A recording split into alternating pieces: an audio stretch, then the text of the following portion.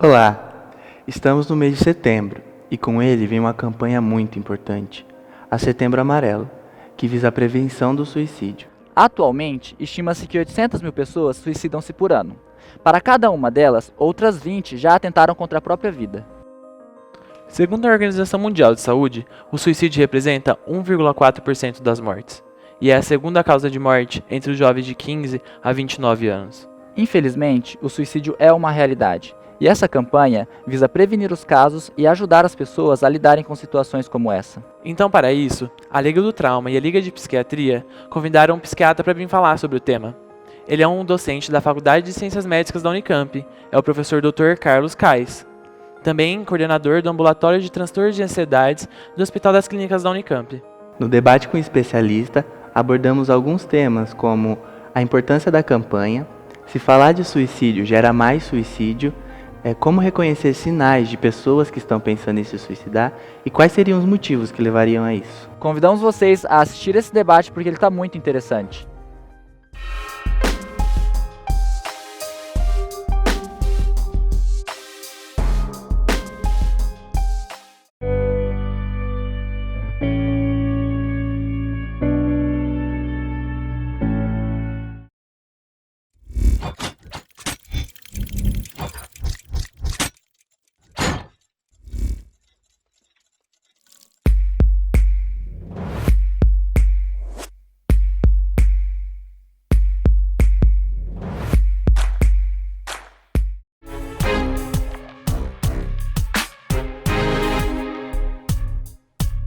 Boa tarde, professor. Obrigada por ter aceitado o nosso convite sobre discutir suicídio. E essa é a primeira questão que eu gostaria de levantar. Por que se discutir suicídio? Tipo, qual é o sentido ético disso? Essa questão, Melissa, é muito importante, né? Porque nós podemos pensar, vamos recapitular um pouquinho visões históricas antagônicas sobre o suicídio, né? Vamos pegar Grécia Antiga, estoicos, né? Uma frase do Sêneca, por exemplo. Só um tolo vive quando a vida não vale mais a pena. Okay? Uma visão de vida e de mundo. Vamos pegar uma visão religiosa, Santo Agostinho. A vida é um dom de Deus, só Deus pode tirar. O homem que atenta contra a vida atenta em vários pecados. Tira algo que não lhe é dele, né? E atenta contra algo que é de Deus. Duas visões de mundo muito distintas. Nós temos que construir uma visão, a despeito de se temos religiosidade ou não, né, que é algo que faz parte do humano, então nenhuma fala anti-religiosidade, anti-concepção mítica, cosmovisão mítica, mas a gente tem que justificar uma construção laica que justifique prevenir o suicídio, para que faça sentido para todos, para religiosos e não religiosos. Então, a primeira questão é, os indivíduos que estão, no momento, tomando a decisão de tirar a própria vida, isso se dá numa situação habitual daquele indivíduo, dentro de uma condição habitual, eu não quero usar o termo normal, de funcionamento mental desse indivíduo? Essa é uma pergunta. E a segunda pergunta é, essa decisão ela pode mudar num segundo tempo? Okay? Então, o que nos justifica prevenir o suicídio é que dentro da concepção que a gente tem hoje, do que leva a maioria das pessoas, e que eu vou conversar um pouquinho com vocês sobre esse modelo, né, do que leva alguém a cometer o suicídio, sem esgotar o tema, mas vou tentar construir pelo menos uma metáfora com vocês. A gente reconhece, e aí em tradições muito diferentes, dentro da tradição da psicanálise, do cognitivismo, da psiquiatria, a gente reconhece que aquele indivíduo está funcionando de uma maneira alterada. Ele não está funcionando da maneira habitual dele. E uma maneira alterada que pode se reverter num segundo momento. Bem? Então, o sofrimento que aquele indivíduo está padecendo, que está levando ele a pensar em terminar com a própria vida, num segundo momento pode não estar presente e esse indivíduo pode ter qualidade de vida. Bem? Então, o que nos dá o atributo ético de prevenir suicídio é que uma parte dos indivíduos que estão tomando a decisão de tirar a própria vida não é uma decisão serena, é uma decisão de uma série de fatores agudos, com muita angústia, com muito desespero, com muita desesperança, e que num segundo tempo isso pode ser radicalmente diferente, e aquele indivíduo pode ter uma vida boa. Então, isso nos dá o atributo ético de tentar interferir naquele momento agudo, para que num segundo momento ele possa ter as decisões que ele queira. Só para vocês terem ideia, então, como isso não é uma coisa salvacionista de salvar todo mundo. Países Baixos, Holanda, Bélgica, Luxemburgo.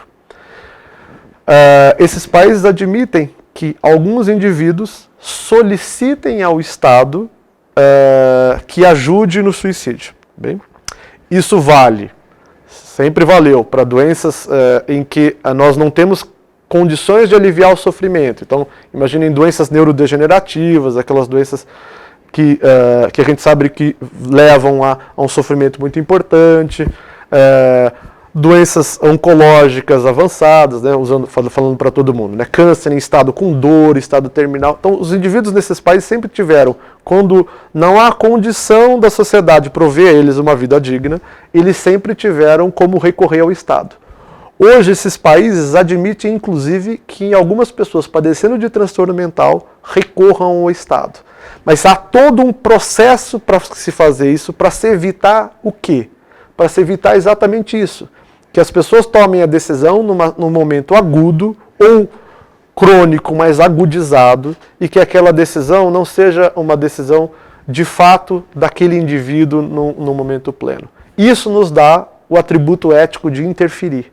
Porque a gente está interferindo no outro que ele não está no momento para dar a chance de que num outro momento ele tome a decisão. Se realmente a vida dele não vale a pena e for uma constante, não é a sua intervenção que vai evitar isso.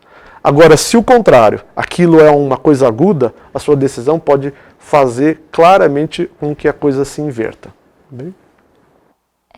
Dr. Carlos Kais, agora mais entrando na questão das séries, da mídia em geral, como ela mostra, por exemplo, na série 13 Reasons Why, que ficou mais conhecida no passado, eu queria que você comentasse se ela realmente gerou um estopim de mais casos, se outros jogos virtuais, como aquele da Baleia Azul ou da Boneca Momo, se elas realmente acabam gerando uma taxa maior de suicídio. Ok. Então vou voltar um pouquinho na história. Tem um termo em suicidologia que a gente chama de efeito Werther. Né? Onde surge esse termo, qual é a história dele? Goethe, que era um escritor romântico, né, do romantismo, século XVIII, que escreve um livro que chama As Agruras do Jovem Werther, que já foi traduzido também como Sofrimento do Jovem Werther. Livro romântico, daquela coisa ultra romântica, não sei se vocês no vestibular de vocês tiveram que estudar o que seria um equivalente brasileiro, Camilo Castelo Branco, amor de salvação, amor de perdição, que a pessoa se jogava na água, no mar, quando perdia o amor, aquela coisa do romantismo bem idealizado, até um pouco pueril. Né?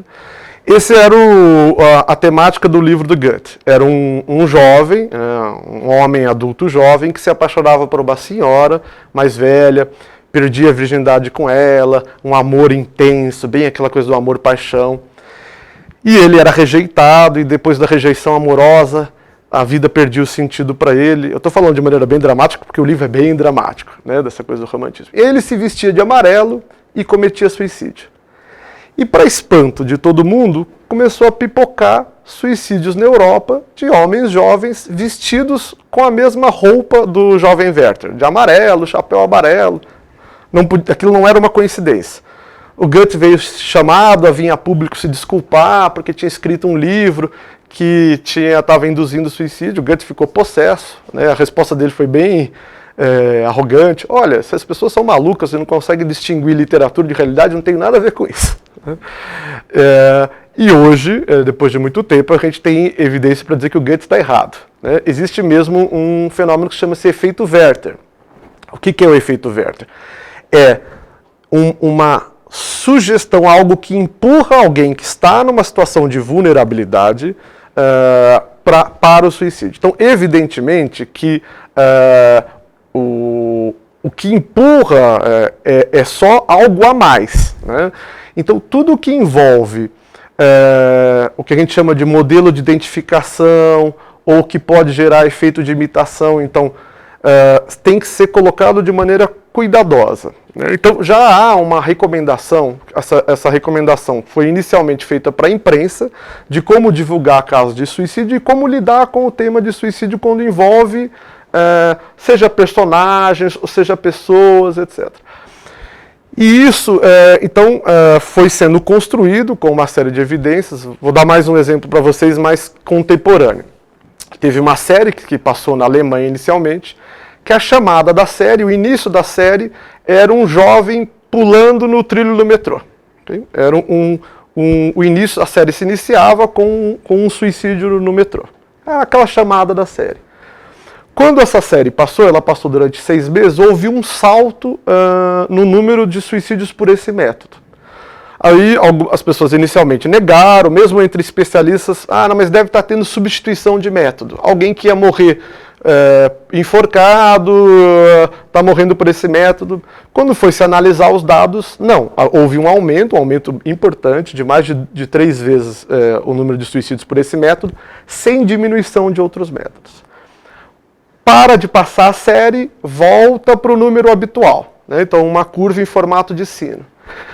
Mesmo assim, não, isso é uma coincidência, A série volta a passar, né, na Alemanha. Quando ela volta a passar, tem o mesmo pico. Aí começa a se ter um pouco de credibilidade, né, e mesmo assim continua a discussão. Anos depois, essa série passa na Áustria e acontece o mesmo fenômeno. Então, uma série de eventos como esse, onde a gente foi colhendo dados, nos deixa entender que determinadas maneiras de você apresentar o suicídio podem sim, em populações vulneráveis, né, e a população onde isso é mais propício a acontecer são adolescentes, induzir o suicídio. Então é evidente que alguma pessoa que está dentro de uma condição de saúde mental plena, isso não vai fazer nada, nenhum efeito, né? Mas populações vulneráveis entre adolescentes não são uma grande exceção à regra, né? Então, a série 13 Reasons Why tem uma série de aspectos positivos, né? Ela é multifacetada, como quase tudo, né, na vida. Ela falou de bullying, ela falou de isolamento de adolescentes, ela levantou a questão do suicídio, né? Ela abordou temática de relacionamentos, relacionamentos interpessoais entre jovens, uma série de questões, mas ela pecou no trato com algumas questões. Primeiro, a gente tem claro que pessoas em risco de suicídio podem estar com algumas fantasias, que a gente chama de fantasias inconscientes, mais afloradas, como fantasia de vingança, né? Uma vez eu dei um curso para um oficial da Polícia Militar, às vezes uma pessoa extremamente bem preparada, que tinha tido muito interesse nessa questão de negociar com pessoas que estão em locais públicos em situação de suicídio. E ele traz que uma das primeiras coisas que chamou a atenção dele foi uma garota que estava no parapeito de um prédio e que ela pede para o negociador chamar o namorado. E o negociador, que estava acostumado a outras situações de negociação, chama o namorado. Quando o namorado chega, ela pula. Então, a questão da vingança e a fantasia de vingança é uma coisa que é para ser tratada com muito cuidado. E a série inteira me pareceu uma grande vingança, né? Então teve vários aspectos que, em termos de prevenção de suicídio, a série foi infeliz. Mostrar o método de suicídio, que aliás é uma cena muito bonita, a cena do suicídio dela. É uma cena estetizada, né? Tem uma certa glamorização naquela cena, tem uma beleza. Então a gente recomenda não mostrar o método, não estetizar, não glamorizar, não mexer muito com essa questão da fantasia de vingança. Então tem uma série de recomendações que a série ignora, apesar de que eles alegam que tiveram orientação. Ou a orientação não foi muito boa, ou eles ignoraram a orientação. Então eu diria para vocês que a série é multifacetada, né? Ela tem aspectos bons e ela tem aspectos que poderiam ter sido cuidados e não foram. O JAMA, que é uma importante revista científica, faz uma publicação após a série, determinados termos. E aí mostra de novo aspectos bons e aspectos ruins. Termos que se referem à procura de informação aumentaram, o que mostra um aspecto bom da série. As pessoas foram mais atrás de informação. Mas também termos preocupantes como assim, como posso me matar de maneira menos dolorosa, também foram mais procurados. Coisas que indicam algum tipo de efeito deletério, né? Então eu diria para vocês que foi uma grande oportunidade, mas que faltou algumas nuances para que a coisa fosse bem feita. Até porque eles não mostram muito a parte do apoio, né? O apoio do psiquiatra, onde o psicólogo vai entrar, né? Isso não é muito abordado. Não, primeiro ali, os adultos são todos idiotas, né? Os adultos não servem para nada, né? Os adultos ou são perversos, ou eles simplesmente não têm nenhuma implicação com o que está acontecendo ali, né? São desimplicados. Então, o mundo adulto é apresentado como um mundo que não tem nenhuma serventia. Isso já é uma coisa de adolescentes, né? Adolescentes já imaginam que aquele mundo é um mundo à parte, onde nada você vai tirar de muito bom dali. E reforçar isso é muito indesejado. E é isso, não se faz nenhuma associação mais complexa com o suicídio dela, né? Fica uma coisa muito simplista, muito branca no preto. Aconteceu isso, e ela se matou. Então, esse tipo de abordagem muito simplória, a gente reforça conceitos equivocados que estão na cultura sobre suicídio, né? Então, de uma certa maneira, a série reforça essa coisa muito simplória, né? De que, teve bullying, suicídio. Houve uma violência, suicídio. Suicídio é sempre um fenômeno complexo. É como cair um avião. Um avião não cai porque o piloto errou ou porque houve uma falha mecânica. Quando você vê uma queda de um avião, tem uma série de fatores em cadeia que levam àquele fenômeno. É mais ou menos a mesma metáfora para a gente pensar no fenômeno do suicídio. Então, a série simplifica muito as questões, né? Mas está falando com um grande público, está falando com jovem. Jovem não é sinônimo de falta de percepção de jeito nenhum. Você pode fazer uma coisa complexa, um pouco mais profunda, dentro de temática para adolescente e jovem, né? Não precisa ser simplório, né? Porque está se tratando de pessoas com menos experiência de vida. E sem dúvida, não se aborda em nenhum momento, não é nenhuma questão de falar em transtorno mental, né, que a gente sabe que é algo muito associado ao suicídio, mas não se aborda minimamente alguma coisa nesse sentido, né, não é nem questões médicas, não se aborda nem do ponto de vista de psicologia, nada disso, né. Professor, sobre ser hereditário ou genético, o suicídio, se minha mãe cometeu suicídio, eu tenho uma maior propensão em cometer suicídio também? A Folha de São Paulo me fez essa pergunta há entre 1 e 2 anos, numa situação muito interessante. Olhem que coisa bacana. Bacana não, né? Mas interessante. Nós médicos temos essa mania de falar bacana para coisas estranhas, né? A gente vê uma peça anatômica de um tumor e fala, nossa, que bacana, né? E tem que tomar cuidado com esses termos. Bom, há pouco tempo atrás morreu o neto do Getúlio com um tiro no tórax, da mesma maneira e mais ou menos na mesma idade que o avô, e o pai dele já tinha morrido também pelo mesmo método. Então, Getúlio Vargas, filho e neto, homens daquela família, mais ou menos na mesma idade, se matam pelo mesmo método. E aí foi feita essa pergunta, olha, filho e neto, não tem algo de hereditário aí? Nesse caso específico, olhando a família, o histórico dessas pessoas, não tem histórico de transtorno mental, né? nem no Getúlio Vargas, não tinha então grandes históricos nem de transtorno bipolar, nem de depressões. Então, muito mais provavelmente, a gente está falando de um fenômeno psicológico, que é o que a gente chama de identificação, né? Modelo de identificação. Então, Em muitos casos é isso que acontece, né? Por exemplo, um outro caso que chamou muito a atenção, né? O Philip Seymour, aquele ator, não sei se vocês lembram, que fez Truman Capote, o filme do Truman Capote, Quase Famosos, que é um filme muito bacana.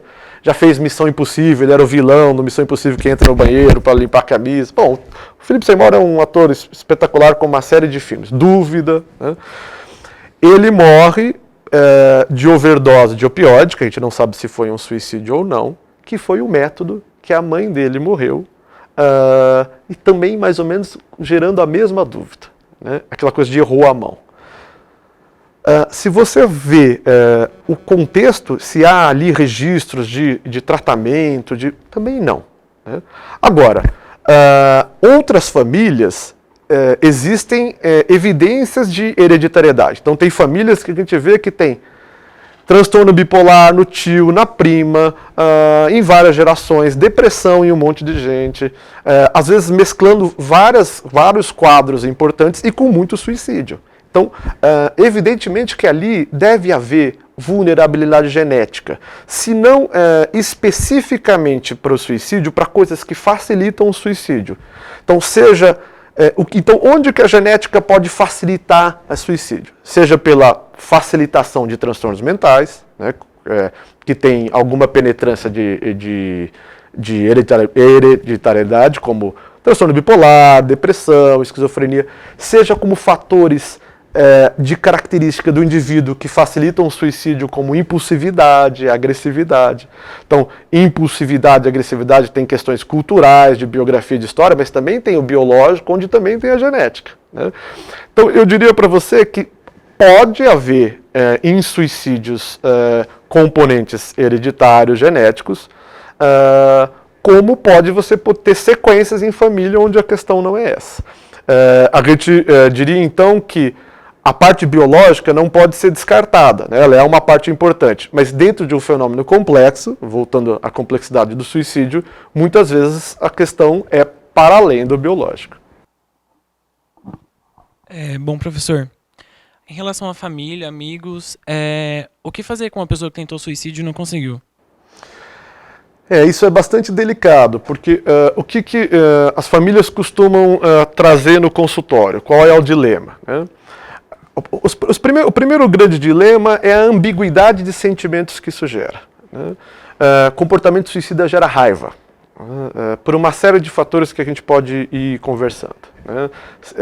É uma reação humana ao comportamento suicida. A gente vê isso em serviços de saúde, em pessoas que deveriam estar ali para acolher. É algo do humano. Inclusive, ter consciência de que comportamento suicida gera raiva é algo importante para que a gente tenha uma atitude adequada. A família também está com raiva.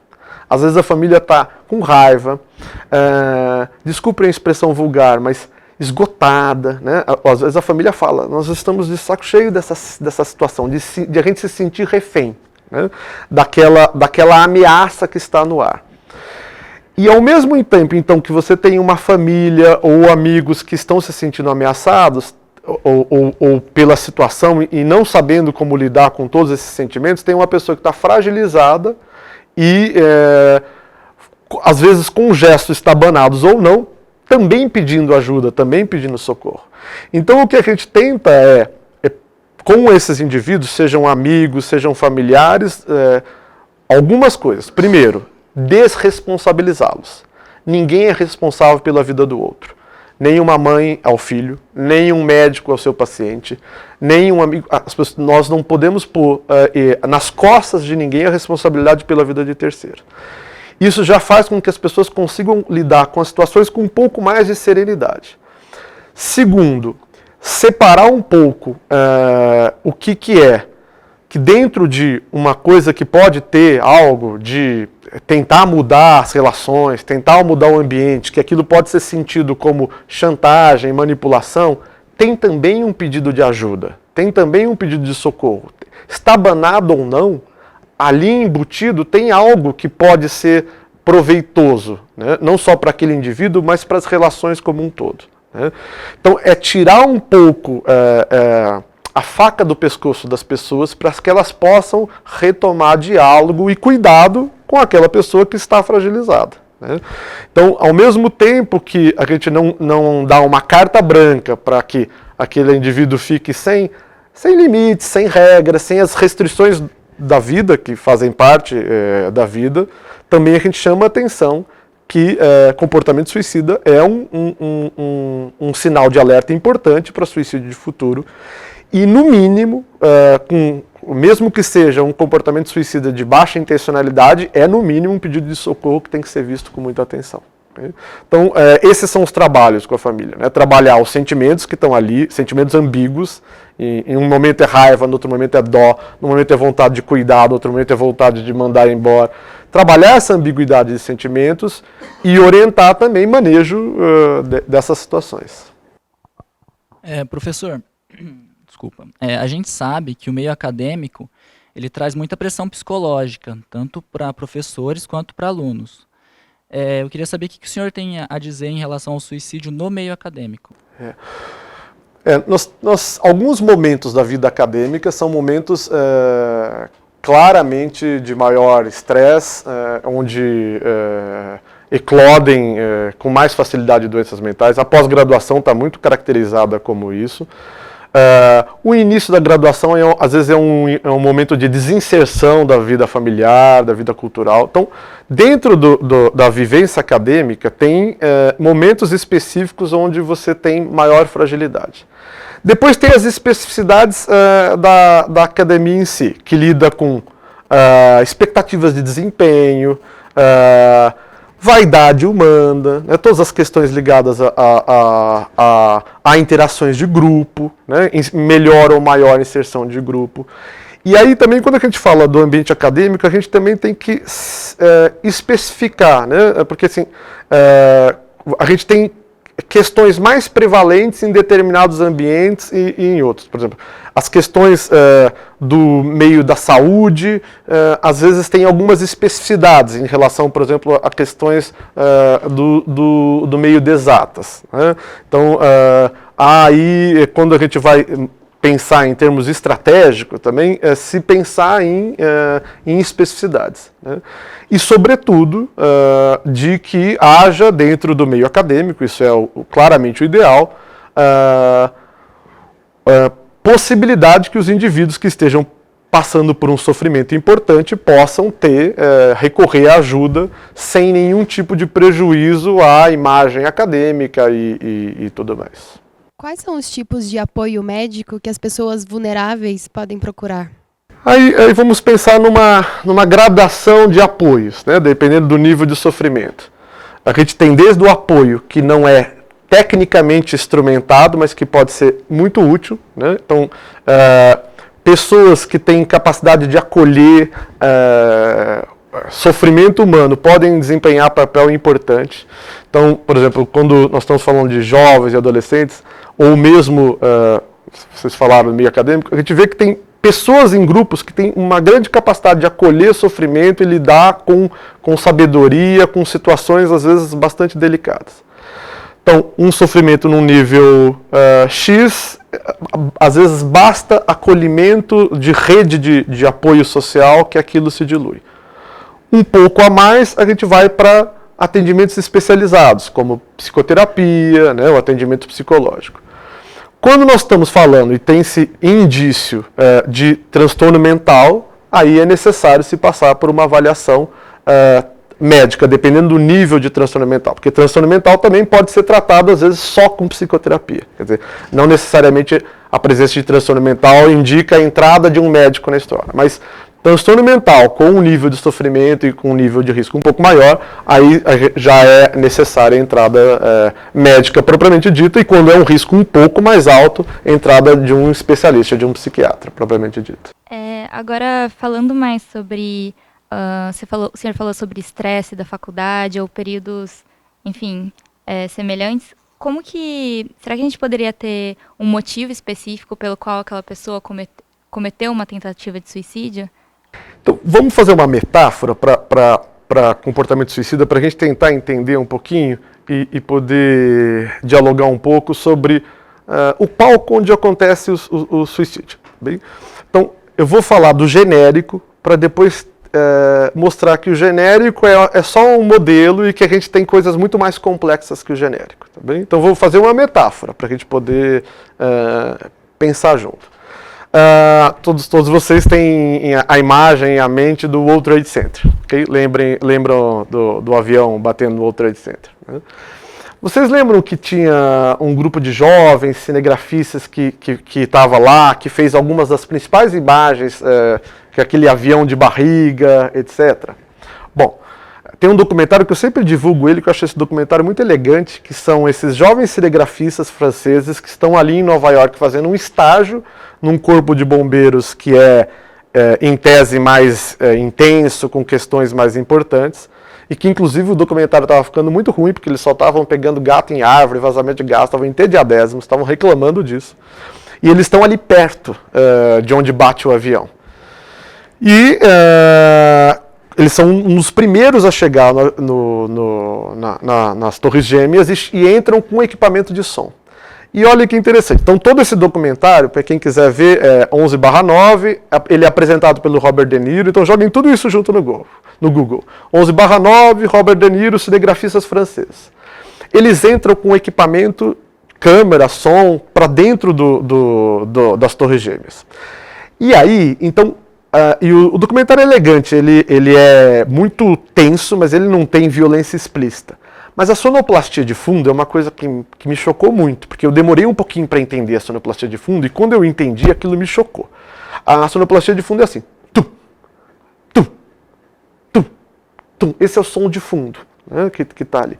E eu não entendia, parece como se tivesse alguém marretando, se o prédio estivesse em construção, e está toda aquela coisa.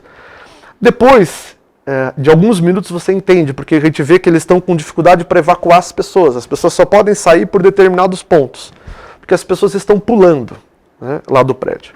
Então vocês imaginem que o fogo pegou numa certa altura, né, e o fogo sobe e uma parte das pessoas estão obstruídas lá em cima.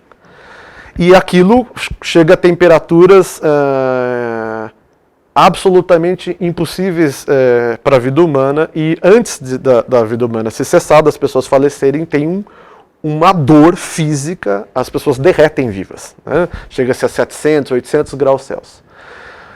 No processo, e claro que essas pessoas que estão se jogando do prédio não têm expectativa de sobreviver, elas estão se jogando do andar 120, 130, 140, estão se jogando para a morte, né?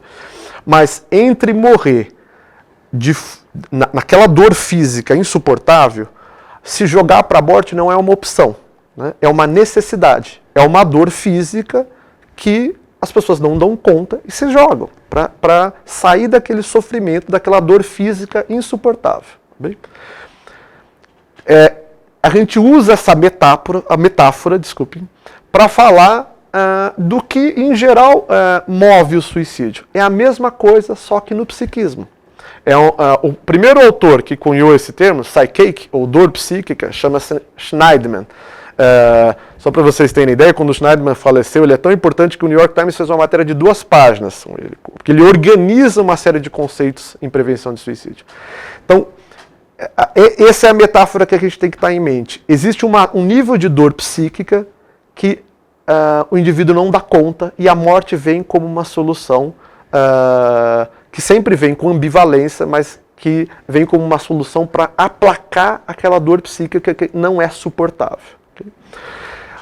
Cada um de nós tem resiliência diferente, tem um limiar diferente de dor psíquica que a gente pode ter. Mas todos nós temos um limite. Não tem ninguém que... É uma característica do humano, assim como a gente tem limite para a dor física. Okay? E fatores específicos para cada indivíduo vão fazendo o indivíduo entrar em dor psíquica. Okay? E aí, fatores de diversas ordens, por isso que o fenômeno é complexo. Ambientais, das relações, clínicos, psiquiátricos, culturais. Né? Então, é essa complexidade de fatores que, num determinado momento, leva o sujeito a uma dor psíquica tão grande que a morte vem como uma solução para aliviar aquele sofrimento. Então, o que é então... Então, assim a gente enxerga a maioria absoluta dos casos de suicídio. E aí tem algo importante para se considerar. que é a questão especificamente do que a gente chama de transtorno mental. Bem? Então, transtorno mental é algo que, na grande maioria desses casos, está presente, e na ausência de transtorno mental, se chegar a esse nível de dor psíquica, é raro. Bem? Então, de jeito nenhum eu estou afirmando que suicídio acontece só onde tem transtorno mental. Mas pensando no mais comum, que é se chegar a um nível de sofrimento tão grande, onde a morte passa a ser uma solução, na maioria dos casos há um transtorno mental que é o facilitador para se chegar a esse nível de dor psíquica. Okay? Então nós chamamos de um vulnerabilizador quase que necessário. Hoje tem um número mágico, você fala assim, em 90% dos casos, etc.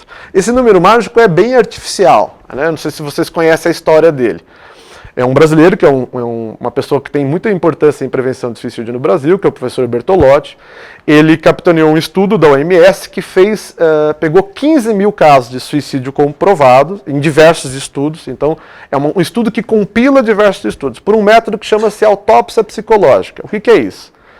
Alguém faleceu por suicídio, vai se conversar com familiares, com amigos, com médicos, com psicólogos, todos os prontuários, em todos os lugares onde poderia haver informação se havia ou não ali um transtorno mental. Então, com esse método, em 15 mil casos de suicídio, em aproximadamente 92%, se encontrou evidências de um transtorno mental. E aí passou a se repetir que nem um mantra. Né? Transtorno mental é responsável por 90% dos casos de suicídio. Olha, dá para partir de uma série de estudos, e não só esse, dizer que provavelmente o transtorno mental está presente na maior parte dos casos de suicídio. A gente não tem esse tipo de exatidão para falar em 90%. Né? Esse mantra veio muito desse estudo, e aí isso é repetido. Mas dá para a gente dizer que na maioria, para se atingir esse nível de dor psíquica, precisa de um transtorno mental. Não sei se eu me desviei muito da pergunta que vocês fizeram. E aí uma pessoa com um transtorno mental e que, enfim, esteja nesse ambiente, pode ter algum gatilho, alguma coisa não específica e que faça ela cometer, por exemplo, uma tentativa. Seria mais ou menos isso. Isso. Então, pense que tem fatores que são mais anteriores, né, como fatores de personalidade, da biografia, da vulnerabilidade daquele indivíduo. O transtorno mental e o que a gente chama de desencadeantes imediatos, que pode ser uma ruptura amorosa, que pode inclusive ser fatores que façam com que o transtorno mental ocorra. Então tudo isso está muito interligado. Agora veja, então vamos sair desse modelo, que é o modelo do geral, e entrar em modelos que não são o geral. Você pode ter um suicídio sem transtorno mental. Em determinada situação, por exemplo, em determinado nível de desonra ou perda de dignidade para a concepção do indivíduo, dele mesmo, o indivíduo pode não estar num transtorno mental propriamente dito, mas pode estar num sofrimento que leve ele ao suicídio. Tá bem? Então, só para a gente não pôr o transtorno mental como uma via necessária, né, para que o suicídio aconteça. Professor, a gente está falando bastante sobre o meio acadêmico, a gente acabou de dizer sobre os motivos que poderiam levar alguém a se suicidar. A gente, como estudante aqui da faculdade e os familiares, a gente consegue perceber sinais de possíveis suicidas? Na maioria dos casos, sim. Então, primeiro vou responder bem objetivamente a sua pergunta, e depois vou aproveitar a sua pergunta para voltar para a pergunta anterior e a gente poder exemplificar, fazer uma metáfora. Olha, 2/3 dos suicidas, das pessoas que morreram por suicídio, né, eu não gosto do termo suicida, das pessoas que faleceram por suicídio, deram sinais explícitos de que iam cometer suicídio. Ou com frases do tipo, olha, sou um fardo, não sirvo para nada, só atrapalho a vida dos outros, a minha vida não tem mais sentido. Falaram ou escreveram, comunicaram. Do 1/3 que sobra, 2/3 deram sinais implícitos, que quando você vai àquelas pessoas próximas, elas falam, puxa, mas ele deu um toque. Tá bem? Então, eu diria para você que a maioria absoluta sinaliza. Tá bem? Agora, nós estamos fazendo uma metáfora, eu fiz uma metáfora simples, esquemática, para explicar o suicídio. Né? Então, vamos falar você citou estudantes de medicina. Né? Vamos falar de suicídio em estudantes de medicina e em médicos, né? Para a gente ver como a questão é complexa. A gente sabe que médicos têm suicídio acima da população em geral. No Brasil, entre 2,5 vezes, 3 vezes. Esse é o índice, mais ou menos, que é um índice que se repete na maior parte dos países do mundo. Diferente do suicídio no mundo, em que o suicídio de homens é maior do que o suicídio de mulheres, né, quase 2 vezes maior, né, com exceção de países como China, que por questões culturais, né, a condição da mulher, tem uma série de questões da mulher em alguns lugares que inverte esse índice. Mas no mundo, em regra geral, homens se matam mais do que mulheres. Okay? Nos médicos, não. Médicos e médicas se matam mais ou menos na mesma proporção. Quando a gente vai estudar esse fenômeno, né, então a gente estava falando das questões imediatas, né, de coisas que podem ser desencadeantes. Então a gente vê uma série de questões imediatas. Isolamento, sensação de estar exercendo a profissão de uma maneira inadequada, de estar falhando eticamente, sensação de fracasso, de não ter atingido o que esperava, dificuldade de procurar ajuda, porque o indivíduo não pode reconhecer fraqueza, porque tem toda uma cultura por trás, que médico é uma espécie de super-herói, é uma bobagem, né? Que não adoece, que tem que ter uma força, uma resiliência sobrenatural para poder ajudar as pessoas. Bom, então tem condições de trabalho, né, lidar com morte, com sofrimento, com violência, e às vezes em condições inadequadas, tem que fazer escolha de Sofia, né, quem sobe para a UTI, quem fica aqui no pronto-socorro. Então tem uma série de fatores, cargas de trabalho exaustivas, né, privação de sono, né, tem certas coisas que saltam aos olhos, não precisa de muita elaboração. Mas quando a gente vai olhar com mais serenidade também para o fenômeno, a gente vê que há também questões de personalidade na seleção. As pessoas que escolhem fazer medicina não são não são as mesmas pessoas do que as características da população em geral. Então tem uma série de estudos mostrando que são indivíduos com mais medo da morte, com mais questões subjetivas que podem facilitar depois eclosão de sofrimento psíquico. Eu gosto de me referir à mitologia grega, e tem muitas coisas da vida cotidiana que já estão lá na mitologia grega. Né? O nosso símbolo, né, o Esculápio, o Asclépio, a origem do conhecimento médico, né, na Grécia vem de um centauro que então seria o detentor desse conhecimento. Centauro eram seres muito ébrios, bagunceiros, pândegos, mas esse centauro específico, que é o centauro Quiron, que vai dar então a origem ao conhecimento do domínio da medicina, ele tem algumas características específicas. Ele tem uma história de desamparo, né? Ele era desamparado e foi adotado por Apolo, e ele tem uma chaga incurável no corpo. Né? Ele, centauro, então tem uma ferida que nunca se cura. Então, na própria mitologia, em tudo que vai se descrever as raízes, já se reconhece que aquele grupo de pessoas, né, isso vale não só para médicos, vale para enfermeiros, vale para profissionais de saúde. A gente tem que tomar um cuidado. Não são só os fatores das condições que são postas depois, mas também tem questões de personalidade. E isso vale regra geral quando a gente está falando de comportamento suicida. Então, a gente vê que o indivíduo adoeceu, passou por desemprego, mas quando você sai do macro e vai para o micro, você também vai ver uma biografia, uma história, questões de personalidade. Então, por isso que nós que trabalhamos com prevenção de suicídio não gostamos de coisas simplórias, como assim, João rompeu o namoro e se matou. Amélia acabou-se o casamento e morreu. Sofreu bullying, como relações de causa e efeito muito diretas. Ou ficou deprimido. Então, todo esse conjunto entra dentro de um conjunto de vetores de forças que levam a um fenômeno. Tá bem? Então, se tem uma coisa que nós temos que ficar com a imagem clara, é que é um conjunto de vetores de força. Por que isso? Por que ficar com essa impressão de complexidade? Porque quando a gente age estrategicamente em vários vetores, de fato a gente consegue prevenir suicídio. Okay? E aí tem uma boa notícia para vocês: suicídio está diminuindo no mundo, e diminuindo num ritmo impressionante. Só para vocês terem ideia, os últimos dados que a gente tem é de 2000 a 2016, né? De 2016, dados mundiais. Nesse curto período de tempo, que são 16 anos, o suicídio diminuiu 1/3 no mundo. Okay?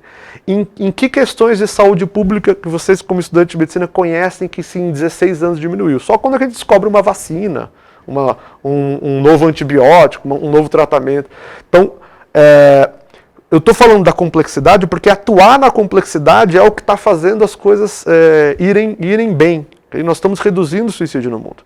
Vocês devem estar estranhando um pouco. Vocês estão estranhando um pouco porque o Brasil está na contramão dessa diminuição. Okay? Então, enquanto o mundo diminuiu o suicídio 1/3, a gente aumentou no mesmo período 12%. Então, nós estamos na contramão do mundo. E tem uma coisa interessante também acontecendo, né, que a gente pode se perguntar. Né? No mundo está reduzindo mais rapidamente o suicídio de mulheres. E no Brasil está aumentando, e aumentando mais rapidamente o de mulheres. Nós estamos literalmente na contramão do mundo. Bem? Fui longe de novo, né, na resposta, mas eu só estou querendo mostrar que a importância de lembrar que são vários vetores, porque tanto no nível individual, quanto a gente está perante um indivíduo com risco, quanto no nível macro, em planejamentos de estratégia, a gente tem que pensar em complexidade. Tá bem? Mas aí o senhor acha que esses comportamentos, esses sinais, eles são identificáveis, principalmente para a gente que convive Sim. com as pessoas? Então vamos lá. Se a gente pensar em o que a gente pode dotar as pessoas de sinais de alerta para olhar alguém que está ao seu lado e reconhecer que ali está alguém que você precisa olhar com mais cuidado. Primeiro, mudança de comportamento. Mudança de comportamento é um sinal. Isolamento. Então, muitas vezes, quando mais a pessoa precisa de ajuda, mais ela se retrai. Okay? Então, isolamento é um fator importante. E algumas coisas que não necessariamente se identificam como depressão, né? Eu vou falar de sintomas depressivos, mas tem alguns sintomas depressivos que são relativamente fáceis de serem identificados. Né? Por exemplo, o que a gente chama de anedonia ou hipoidonia, que é a perda do interesse e do prazer de fazer as coisas. Então, um indivíduo que você conhece e percebe que ele está deixando de se interessar e deixando de realizar coisas que eram da esfera do interesse habitual dele e que, principalmente da esfera do lúdico, do prazer, e que ele está abandonando aquilo, é um sinal importante. A tristeza, mas não como aquela tristeza da vida. Okay? Tristeza é bom. Okay? Tristeza não é algo indesejado. Tristeza é o que faz a gente crescer, tristeza é o que faz a gente amadurecer. A tristeza da depressão, ela é qualitativamente diferente. Okay? Ela não é uma experiência apenas mais intensa. Ela pode nem ser mais intensa do que depressões, entre aspas, boas da vida. Ela é uma tristeza qualitativamente diferente. E às vezes o indivíduo verbaliza isso. Né? Olha, eu estou sentindo coisas uma tristeza diferente. Né? E a gente pode perguntar isso para as pessoas. Voltando à primeira questão, né, se falar sobre suicídio. Não, falar sobre suicídio não é ruim, assim como falar sobre sentimentos e sensações não é ruim. Então, um amigo que está vendo alguém se desinteressando pelas coisas, se isolando, pode e deve inquirir sobre tristeza, sobre sofrimento, sobre pensamento de morte, sobre pensamento de suicídio. Para se responsabilizar por isso, para se responsabilizar por aquele indivíduo, não. Para fazer com que aquele indivíduo chegue à ajuda, que em geral é uma rede de ajuda. Okay? Então, eu diria para você assim, as pessoas falam, okay? Elas verbalizam. E quando não verbalizam, elas dão esses sinais. Então, aprender a reconhecer sintomas depressivos, tem essas duas colunas mestras, né, de humor depressivo e perda de interesse e prazer, que a gente chama de anedonia e hipoedonia, pode ajudar a reconhecer pessoas que podem estar. E pessoas que incorreram em comportamento suicida, que tem já esse histórico, também você redobre a atenção. Professor, as nossas perguntas se encerram por aqui e eu gostaria de saber se o senhor tem alguma coisa que queira acrescentar para a discussão. Olha, Isaac, como uma série de coisas que estão acontecendo no Brasil, né, nos últimos anos, tem uma grande frustração, né, de quem lida com prevenção de suicídio. Qual é a frustração? O mundo está reduzindo suicídio e num ritmo muito importante, né? É 1/3 a menos de casos em 15, 16 anos. Né? Para a gente ter ideia do que isso representa em números, em 2005 eram 1 milhão de pessoas, nós estamos falando agora em 770, 780, são 220 mil pessoas por ano. É uma guerra por ano a menos, porque o que foi se juntando de evidência científica de que funcionava está sendo posto em prática. E diferente do que muitas questões em saúde que requerem custos altos e que um país de renda média, por questões de escolhas, né, não consegue pôr em prática, várias dessas estratégias são de baixo custo. Né? Então, há uma sensação de puxa, que judiação, né? Por que nós estamos perdendo essa oportunidade? Porque o Brasil está na contramão, né? Está se fazendo pouco, começando-se agora um pouco de transparência, né? Pelo menos agora a gente está tendo acesso a dados, está se começando a ter algumas iniciativas, mas assim, um ritmo muito mais lento do que poderia se ter e sempre um pouco atrás. Né? Então, é uma sensação de, poxa, olha, iniciativas como essas são essas iniciativas que vão chamando a atenção das pessoas. Olha, são mortes evitáveis. Né? E mortes de pessoas que poderiam ter qualidade de vida. Isso que é importante. Né? Muitas dessas pessoas poderiam ter boas vidas. Né? E contribuir para a sociedade. Então nós estamos perdendo gente que não poderíamos perder. Professor, muito obrigado pela participação, por ter aceitado o convite para fazer essa conversa. Gostaria de agradecer a todos que vieram fazer as perguntas.